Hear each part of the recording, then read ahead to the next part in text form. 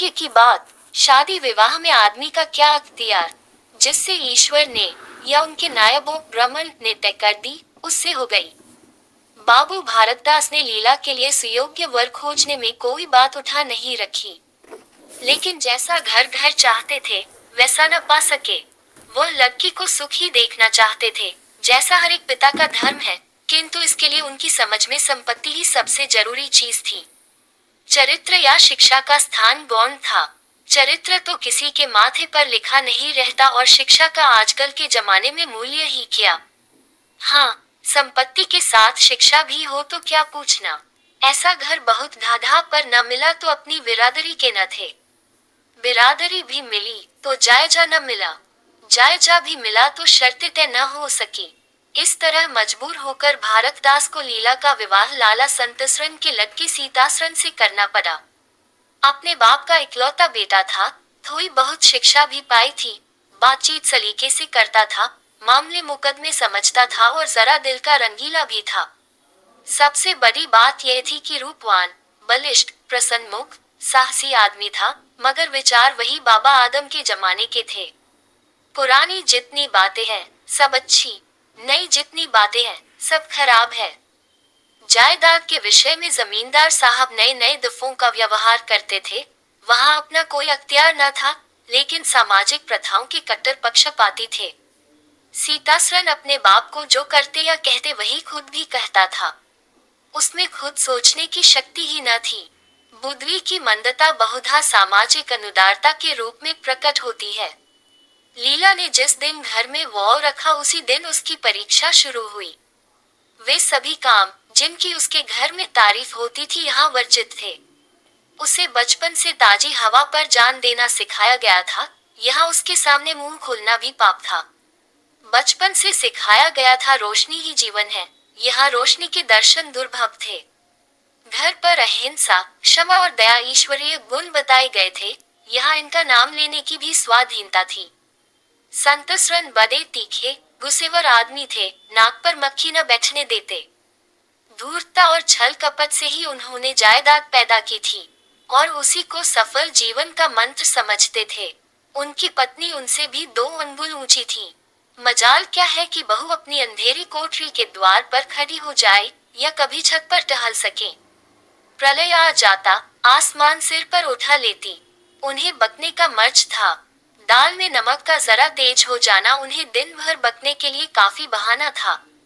मोटी ताजी महिला थी, छींट का घाघरेदार लहंगा पहने, पांदान बगल में रखे, गहनों से लदी हुई, सारे दिन बरोठे में माची पर बैठी रहती थी। क्या मजाल कि घर में उनकी इच्छा के विरुद्ध वह एक पत्ता भी हिल जाए। बहू की नई नई आदतें देख देख चला करती थी। अब काहे की आबरू होगी, मुंडेर पर खड़ी होकर झांकती है। मेरी लड़की ऐसी दीदा दिलेर होती तो गला घोंट देती। न जाने इसके देश में कौन लोग बसते हैं। गहने नहीं पहनती, जब देखो नंगी बुच्ची बनी बैठी रहती है। ये भी कोई अच्छे लक्षण है। लीला के पीछे सीतासरन पर भी फटकार पती। तुझे भी चौदनी में सोना अच्छा लगता है, क्यों? तू भी अपने को मर्द कहता कहेगा। यह मर्द कैसा कि औरत उसके कहने में न रहे। दिन भर घर में घुसा रहता है, मुंह में जबान नहीं है, समझता क्यों नहीं? सीतासरन कहता, अम्मा, जब कोई मेरे समझाने से माने तब तो। माँ मानेगी क्यों नहीं? तू मर्द है कि नहीं? मर्द वह चाहिए कि कड़ी निगाह से देखे तो औरत काम उठे। सीतासरन, तुम तो समझाती ही रहती हो। माँ, मेरी उसे क्या परवाह? समझती होगी, बुढ़िया 4 दिन में मर जाएगी तब मैं मालकिन हो ही जाऊंगी। सीतासरन, तो मैं भी तो उसकी बातों का जवाब नहीं दे पाता। देखती नहीं हो कितनी दुर्बल हो गई है। वह रंग ही नहीं रहा। उस कोठरी में पदे पदे उसकी दशा बिगड़ती जाती है। बेटे के मुंह से ऐसी बातें सुन माता आग हो जाती और सारे दिन जलती, कभी भाग्य को कोसती, कभी समय को। सीतासरन माता के सामने तो ऐसी बातें करता, लेकिन लीला के सामने जाते ही उसकी मति बदल जाती थी। वह वही बातें करता था जो लीला को अच्छी लगती। यहाँ तक कि दोनों वृद्धवा की हंसी उड़ाते। लीला को इसमें और कोई सुख न था। वह सारे दिन कुदती रहती। कभी चूल्हे के सामने न बैठी थी, पर यहाँ पसेरियों आटा थैपना पड़ता, मजूरों और टहलुओं के लिए रोटी पकानी पड़ती। कभी कभी वह चूल्हे के सामने बैठी घंटों रोती। ये बात न थी कि यह लोग कोई महाराज रसोया न रख सकते हो, पर घर की पुरानी प्रथा यही थी कि बहू खाना पकाए और उस प्रथा का निभाना जरूरी था। सीतासरण को देखकर लीला का संतप्त हृदय एक क्षण के लिए शांत हो जाता था। गर्मी के दिन थे और संध्या का समय था। बाहर हवा चलती, भीतर देव फूकती थी। ला कोठरी में बैठी एक किताब देख रही थी कि सीतासरण ने आकर कहा, यहाँ तो बड़ी गर्मी है, बाहर बैठो। लीला, ये गर्मी तो उन तानों से अच्छी है जो अभी सुनने पड़ेंगे। सीतासरण, आज अगर बोली तो मैं भी बिगड़ जाऊंगा। लीला, तब तो मेरा घर में रहना भी मुश्किल हो जाएगा। सीतासरण, बला से अलग ही रहेंगे। लीला, मैं मर भी लाऊं तो भी अलग रहूं। वह जो कुछ कहती सुनती है, अपनी समझ से मेरे भले ही के लिए कहती सुनती है। उन्हें मुझसे कोई दुश्मनी थोड़े ही है। हाँ, हमें उनकी बातें अच्छी न लगे, ये दूसरी बात है। उन्होंने खुद वह सब कष्ट झेले हैं जो वह मुझे झेलवाना चाहती है। उनके स्वास्थ्य पर उन कष्टों का जरा भी असर नहीं पड़ा। वह इस 65 वर्ष की उम्र में मुझसे कहीं टाँठी है। फिर उन्हें कैसे मालूम हो कि इन कष्टों से स्वास्थ्य बिगड़ सकता है। सीतासरण ने उसके मुरझाए हुए मुख की ओर करुणा नेत्रों से देखकर कहा, तुम्हें इस घर में आकर बहुत दुख सहना पड़ा। ये घर तुम्हारे योग्य न था। तुमने पूर्व जन्म में जरूर कोई पाप किया होगा। लीला ने पति के हाथों से खेलते हुए कहा, यहाँ न आती तो तुम्हारा प्रेम कैसे पाती। 5 साल गुजर गए। लीला 2 बच्चों की माँ हो गई। एक लड़का था, दूसरी लड़की। लड़के का नाम जानकी सरन रखा गया और लड़की का नाम कामिनी। दोनों बच्चे घर को गुलजार किए रहते थे। लड़की दादा से हिली थी, लड़का दादी से। दोनों शौक और शरीर थे। गाली दे बैठना, मुंह चिढ़ा देना तो उनके लिए मामूली बात थी। दिन भर खाते और आए दिन बीमार पड़े रहते। लीला ने खुद सभी कष्ट सह लिए थे, पर बच्चों में बुरी आदतों का पड़ना उसे बहुत बुरा मालूम होता था, किंतु उसकी कौन सुनता था। बच्चों की माता होकर उसकी अब गणना ही न रही थी। जो कुछ थे बच्चे थे, वह कुछ न थी। उसे किसी बच्चे को डांटने का भी अधिकार न था। सांस फाड़ खाती थी। सबसे बड़ी आपत्ति यह थी कि उसका स्वास्थ्य अब और भी खराब हो गया था। प्रसव काल में उसे वे भी अत्याचार सहने पड़े जो अज्ञान, मूर्खता और अंधविश्वास ने सौर की रक्षा के लिए गढ़ रखे हैं। उस काल कोठरी में, जहाँ न हवा का गुजर था, न प्रकाश का, न सफाई का, चारों ओर दुर्गंध और सील और गंदगी भरी हुई थी, उसका कोमल शरीर सूख गया। एक बार जो कसर रह गई वह दूसरी बार पूरी हो गई। चेहरा पीला पड़ गया, आंखें घंस गईं। ऐसा मालूम होता बदन में खून ही नहीं रहा। सूरत ही बदल गई। गर्मियों के दिन थे। एक तरफ आम पके, दूसरी तरफ खरबूजे।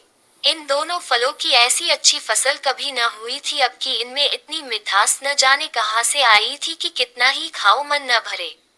संतसरन के इलाके से आम और खरबूजे के टोकरे भरे चले आते थे। सारा घर खूब उछल उछल खाता था।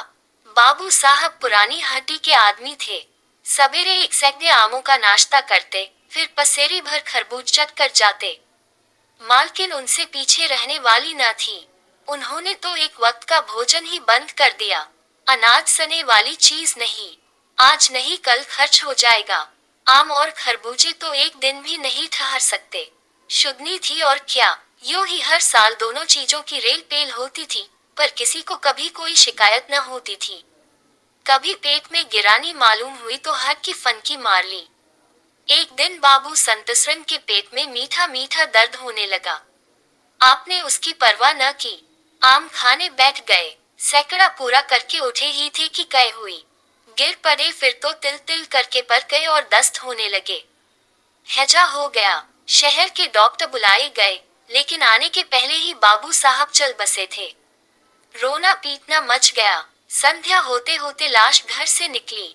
लोग दाह क्रिया करके आधी रात को लौटे तो मालकिन को भी कै दस्त हो रहे थे। फिर दौड़ धूप शुरू हुई, लेकिन सूर्य निकलते निकलते वह भी सिधार गई। स्त्री पुरुष जीवन पर्यंत एक दिन के लिए भी अलग न हुए थे। संसार से भी साथ ही साथ गए। सूर्यास्त के समय पति ने प्रस्थान किया, सूर्योदय के समय पत्नी ने। लेकिन मुसीबत का अभी अंत न हुआ था। लीला तो संस्कार की तैयारियों में लगी थी, मकान की सफाई की तरफ किसी ने ध्यान न दिया।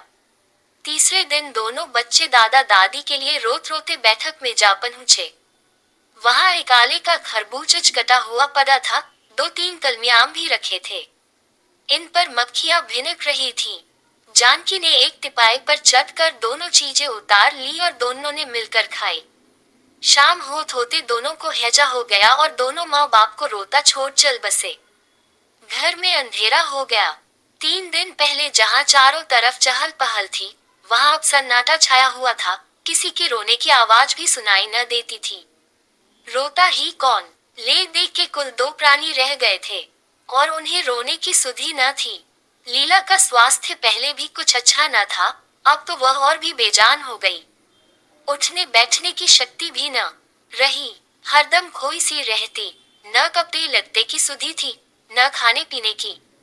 उसे न घर से वास्ता था, न बाहर से। जहाँ बैठती वही बैठी रह जाती। महीनों कपड़े न बदलती, सिर में तेल न डालती। बच्चे ही उसके प्राणों के आधार थे। जब वही न रहे तो मरना और जीना बराबर था।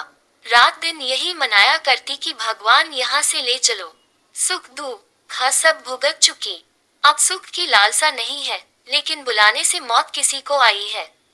सीतासरन भी पहले तो बहुत रोया धोया, यहाँ तक कि घर छोड़कर भागा जाता था। लेकिन जो जो दिन गुजरते थे बच्चों का शोक उसके दिल से मिटता था। संतान का दुख तो कुछ माता ही को होता है। धीरे धीरे उसका जी संभल गया। पहले की भांति मित्रों के साथ हंसी दिल लगी होने लगी। यारों ने और भी चंग पर चाया। अब घर का मालिक था, जो चाहे कर सकता था, कोई उसका हाथ रोकने वाला नहीं था। सैर सपाटे करने लगा तो लीला को रोते देख उसकी आंखें सजग हो जाती थी। कहाँ अब उसे उदास और शोकमग्न देखकर झुंझला उठता। जिंदगी रोने ही के लिए तो नहीं है। ईश्वर ने लटके दिए थे, ईश्वर ने ही छीन लिए। क्या लटकों के पीछे प्राण दे देना होगा? लीला यह बातें सुनकर भौचक रह जाती। पिता के मुंह से ऐसे शब्द निकल सकते हैं? संसार में ऐसे प्राणी भी है। होली के दिन थे, मर्दाना में गाना बजाना हो रहा था। मित्रों की दावत का भी सामान किया गया था। अंदर लीला जमीन पर पड़ी हुई रो रही थी। त्योहार के दिन उसे रोते ही कटते थे। आज बच्चे बच्चे होते तो अच्छे अच्छे कपड़े पहने कैसे उछलते फिरते। वही न रहे तो कहाँ की तीज और कहाँ के त्योहार। सहसा सीतासरन ने आकर कहा, क्या दिन भर रोती ही रहोगी? जरा कपड़े तो बदल डालो, आदमी बन जाओ। यह क्या तुमने अपनी गत बना रखी है? लीला तुम जाओ अपनी महफिल में बैठो, तुम्हें मेरी क्या फिक्र पड़ी है? सीतासरन, क्या दुनिया में और किसी के लटके नहीं मरते? तुम्हारे ही सिर पर मुसीबत आई है। लीला, ये बात कौन नहीं जानता? अपना अपना दिल ही तो है, उस पर किसी का बस है। सीतासरन, मेरे साथ भी तो तुम्हारा कुछ कर्तव्य है। लीला ने कुतूहल से पति को देखा, मानो उसका आशय नहीं समझी। फिर मुंह फेर कर रोने लगी। सीतासरन, मैं अब इस मनहूसत का अंत कर देना चाहता हूँ। अगर तुम्हारा अपने दिल पर काबू नहीं है तो मेरा भी अपने दिल पर काबू नहीं है। मैं अब जिंदगी भर मातम नहीं मना सकता। लीला, तुम रंग राग मनाते हो, मैं तुम्हें मना तो नहीं करती। मैं रोती हूँ तो क्यों नहीं रोने देते? सीतासरन, मेरा घर रोने के लिए नहीं है। लीला, अच्छी बात है, तुम्हारे घर में न रोऊंगी। लीला ने देखा, मेरे स्वामी मेरे हाथ से निकले जा रहे हैं। उन पर विषय का भूत सवार हो गया है और कोई समझाने वाला नहीं। वह अपने होश में नहीं है। मैं क्या करूं? अगर मैं चली जाती हूं तो थोड़े ही दिनों में सारा ही घर मिट्टी में मिल जाएगा और इनका वही हाल होगा जो स्वार्थी मित्रों के चुंगल में फंसे हुए नौजवान रईसों का होता है। कोई उल्टा घर में आ जाएगी और इनका सर्वनाश कर देगी। ईश्वर, मैं क्या करूं? अगर इन्हें कोई बीमारी हो जाती तो क्या मैं उस दशा में इन्हें छोड़कर चली जाती? कभी नहीं। मैं तन मन से इनकी सेवा शुश्रूषा करती, ईश्वर से प्रार्थना करती, देवताओं की मनौतियां करती। माना इन्हें शारीरिक रोग नहीं है, लेकिन मानसिक रोग अवश्य है। आदमी रोने की जगह हंसे और हंसने की जगह रोए, उसके दीवाने होने में क्या संदेह है? मेरे चले जाने से इनका सर्वनाश हो जाएगा। इन्हें बचाना मेरा धर्म है। हाँ, मुझे अपना शोक भूल जाना होगा। रोऊंगी, रोना तो तकदीर में लिखा ही है, रोऊंगी, लेकिन हंस हंस कर अपने भाग्य से लड़ूंगी। जो जाते रहे उनके नाम के सिवा और कर ही क्या सकती हूँ, लेकिन जो है उसे न जाने दूंगी। ए टूटे हुए हृदय, आज तेरे टुकड़ों को जमा करके एक समाधि बनाऊं और अपने शोक को उसके हवाले कर दूं। ओ रोने वाली आंखों, आओ, मेरे आंसुओं को अपनी व्यहसित छटा में छिपा लो। आओ, मेरे आभूषणों, मैंने बहुत दिनों तक तुम्हारा अपमान किया है, मेरा अपराध क्षमा करो। तुम मेरे भले दिनों के साक्षी हो, तुमने मेरे साथ बहुत विहार किए हैं। अब इस संकट में मेरा साथ दो, मगर देखो दगा न करना, मेरे भेदों को छिपाए रखना। पिछले पहर को महफिल में सन्नाटा हो गया। हू हा की आवाजें बंद हो गई। लीला ने सोचा क्या लोग कहीं चले गए या सो गए। एकाएक सन्नाटा क्यों छा गया। जाकर दहलीज में खड़ी हो गई और बैठक में झांक कर देखा, सारी देह में एक ज्वाला सी दौड़ गई। मित्र लोग विदा हो गए थे। समाजियों का पता न था। केवल एक रमणी मसनद पर लेटी हुई थी और सीतासन सामने झुका हुआ उससे बहुत धीरे धीरे बातें कर रहा था। दोनों के चेहरों और आंखों से उनके मन के भाव साफ झलक रहे थे। एक की आंखों में अनुराग था, दूसरी की आंख में कटाक्ष। एक भोला भोला हृदय एक मायाविनी रमणी के हाथों लुटा जाता था। लीला की संपत्ति को उसकी आंखों के सामने एक छलनी चुराई जाती थी। लीला को ऐसा क्रोध आया कि इसी समय चलकर इस कुल्टा को आधे हाथों लूं, ऐसा दुत्कारूं वह भी याद करे, खड़े खड़े निकाल दूं। वह पत्नी भाव जो बहुत दिनों से सो रहा था, जाग उठा और विकल करने लगा। पर उसने जब्त किया। वेग में दौड़ती हुई तृष्णाएं एक समात न रोकी जा सकती थी। वह उल्टे पांव भीतर लौट आई और मन को शांत करके सोचने लगी, वह रूप रंग में, हाव भाव में, नखरे तिल्ले में उस दुष्टा की बराबरी नहीं कर सकती। बिल्कुल चांद का टुकड़ा है, अंग अंग में स्फूर्ति भरी हुई है, पोपो में मत छलक रहा है। उसकी आंखों में कितनी तृष्णा है। तृष्णा नहीं, बल्कि ज्वाला। लीला उसी वक्त आईने के सामने गई। आज कई महीनों के बाद उसने आईने में अपनी सूरत देखी। उस मुख से एक आह निकल गई। शोक न उसकी काया पलट कर दी थी। उस रमणी के सामने वह ऐसी लगती थी जैसे गुलाब के सामने जूही का फूल। सीतासरण का खुमार शाम को टूटा। आंखें खुली तो सामने लीला को खड़े मुस्कुराते देखा। उसकी अनोखी छवि आंखों में समा गई। ऐसे खुश हुए मानो बहुत दिनों के वियोग के बाद उससे भेंट हुई हो। उसे क्या मालूम था कि यह रूप भरने के लिए कितने आंसू बहाए हैं, कैशों में ये फूल गूंथने के पहले आंखों में कितने मोती पिरोए हैं। उन्होंने एक नवीन प्रेमोत्साह से उठकर उसे गले लगा लिया और मुस्कुराकर बोले, आज तो तुमने बड़े बड़े शास्त्र सजा रखे हैं, कहाँ भागूं? लीला ने अपने हृदय की ओर उंगली दिखकर कहा, यहाँ आ बैठो, बहुत भागे फिरते हो, अब तुम्हें बांध कर रखूंगी।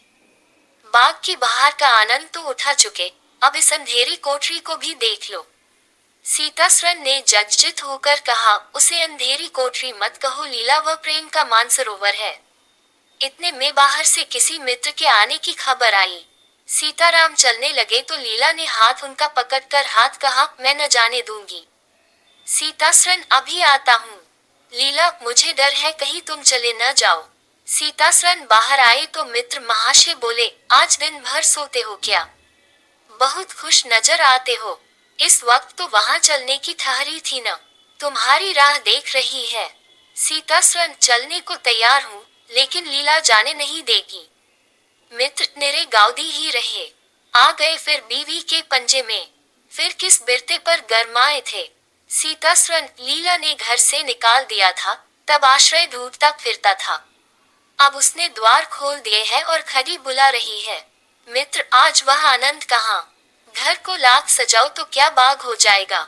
सीतासरण, भाई, घर बाग नहीं हो सकता, पर स्वर्ग हो सकता है। मुझे इस वक्त अपनी क्षुद्रता पर जितनी लज्जा आ रही है, वह मैं ही जानता हूँ। जिस संतान शोक में उसने अपने शरीर को भुला डाला और अपने रूप लावण्य को मिटा दिया, उसी शोक को केवल मेरा एक इशारा पाकर उसने भुला दिया। ऐसा भुला दिया मानो कभी शोक हुआ ही नहीं। मैं जानता हूँ वह बड़े से बड़े कष्ट सह सकती है। मेरी रक्षा उसके लिए आवश्यक है। जब अपनी उदासीनता के कारण उसने मेरी दशा बिगड़ते देखी तो अपना सारा शोक भूल गई। आज मैंने उसे अपने आभूषण पहनकर मुस्कुराते हुए देखा तो मेरी आत्मा पुलकित हो उठी। मुझे ऐसा मालूम हो रहा है कि वह स्वर्ग की देवी है और केवल मुझ जैसे दुर्बल प्राणी की रक्षा करने भेजी गई है। मैंने उसे कठोर शब्द कहे, वे अगर अपनी सारी संपत्ति बेचकर भी मिल सकते,